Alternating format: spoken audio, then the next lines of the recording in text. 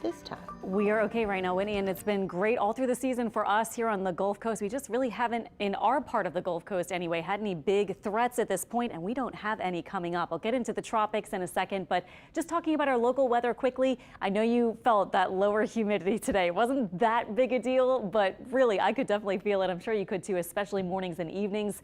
That will last through Monday. We do have a chance for rain. It's not very high, but we do have a chance starting Wednesday in the second half of the week, and next weekend, not looking too bad. We may actually get two more little weak fronts moving in during that time frame. So it's kind of good to get to this point of the year where we're starting to see the fronts move in. Of course, that helps us out with hurricane season in the second part of the season as well often.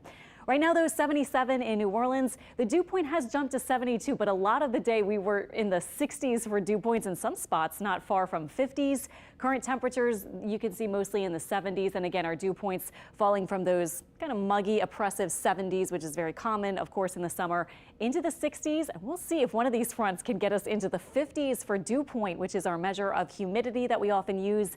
That would bring that almost like October kind of feel, even though, again, tonight doesn't feel too bad and depends a little bit on your location. But we are looking for North Shore lows upper 60s. So a really pleasant start tomorrow with that lower humidity and the 60s.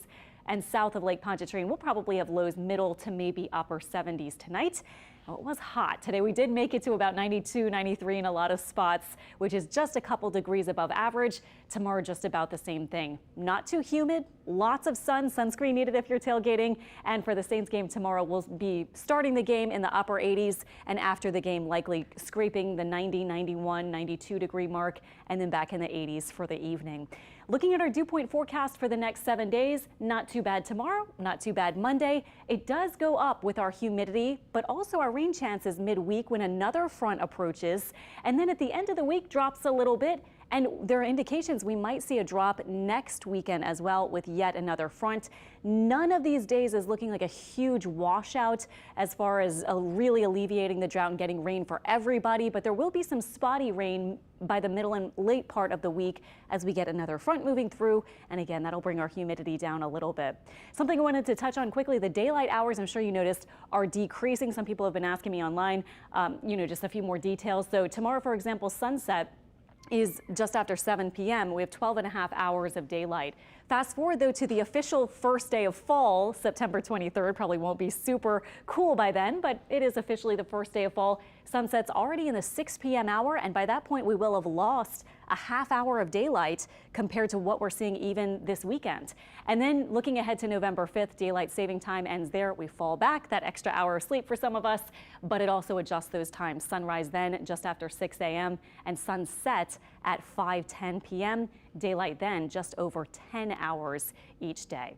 Getting into the tropics, Hurricane Lee now a Category 2. It's had some wind shear. It's still got good organization, but it has really decreased with that wind speed. Showing you again, it may bump back to a major hurricane, maybe even Category 4 early this week.